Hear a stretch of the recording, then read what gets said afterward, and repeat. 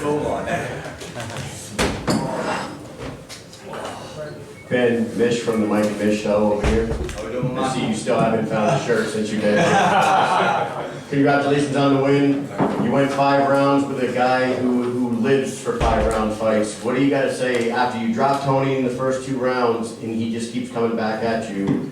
What do you got to say about your opponent tonight? Listen, I've got nothing but the utmost respect for Tony Solo. He is one hard man. Listen, I've put people away with shots less than that before. He's got a granite chin, you know, he keeps coming and coming. And there was an interview before the fight where I said he wouldn't be able to take the punishment I had to shout. Listen, fair play to him. He's one rough and tough man. I have no doubt he'll come back stronger. I was the better man on the night. And all I will say is, if I had a full camp, I would have put him out in the first round. I wholeheartedly believe that. I'm here on 8 days' notice, and I've won the world title on 8 days' notice. I believe if I had a full 8 to 12 weeks, that fight would have been up in the first round. But again, that's no disrespect to Tony, and I'm not taking any away from him as a fighter. I just believe and I know I'm the baddest man on the planet at 155, and there's no one that's going to come close to me on full camp, not a single man. Not Franco, not Palomino, not no one. Like the ball clean out in one single round on full camp. Follow-up question there. When you guys were waiting for the decision, did you know 100% that you won that fight when it ended? Brother, I knew. Ben, we talked yesterday and you said that tough men come from tough cities. Middlesbrough is a very tough city. How does it feel to put the likes of Middlesbrough back on the map in the fight world? Brother, listen to me. You know, Middlesbrough was voted the roughest town in the UK, and I'm from the roughest estate in that town, Groveville. I've never been more proud of my roots. Never been more proud to represent Middlesbrough on the map. I'm honestly, I absolutely love my town. I love the people there. People can say what they want about Middlesbrough. You know, home is where the heart is. And I know the amount of support I've got from Middlesbrough, from messages to everyone in every single pub in the city, every in the town. It's the fight on in every pub. Every man, woman, and his dog was watching this fight tonight. And I'm so glad that I've done everyone in Middlesbrough proud. The people don't know how much the support from Middlesbrough means to me, especially when you're flying out to the States on 8 days' notice. Right, my main man, Lou Hughes, just said there, up the borough. Up the borough. Hi, Savannah with Face to Face Sports. So, you know, you being the interim champion, who is somebody that you're calling out next?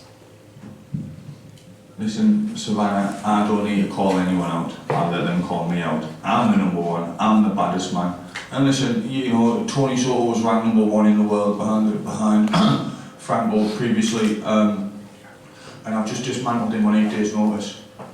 I believe with the power I've got, I could knock out any man, welterweight, middleweight, light heavyweight, cruiserweight, at heavyweight. I believe if I land right on someone's chin, they're going to go to sleep. And on a full camp, I'll stop any man in the lightweight division. Absolutely any man. Romero right here with Story Fight Podcast. First off, congratulations on the victory. Thank you. Your hand speed seemed to be a huge advantage for you, especially in the first 3 rounds. Was there anything else that you feel attributed to your victory tonight? Listen, there's one man here, Craig Moffat. He's right here, he's my coach, my head trainer.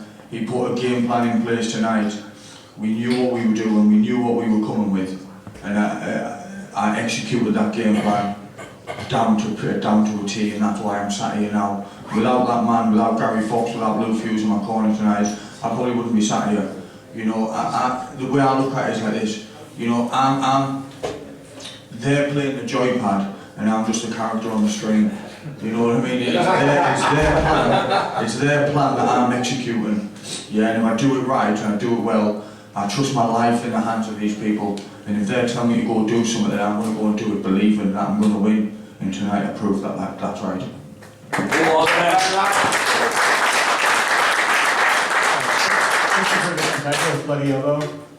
Franco Tenaglia is no longer the BKFC lightweight champion, and you know this fight was for the interim championship. So I guess my question is, why aren't you the undisputed champion?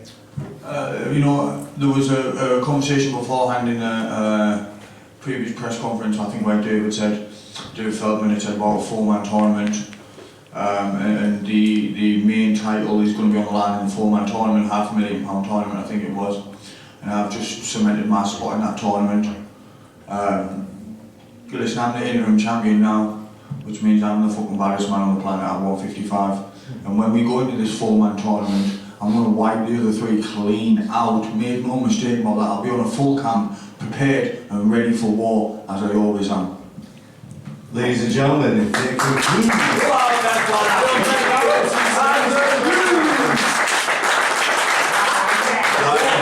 Texas. Thank you all for coming. I hope we put on a good show for you, yeah?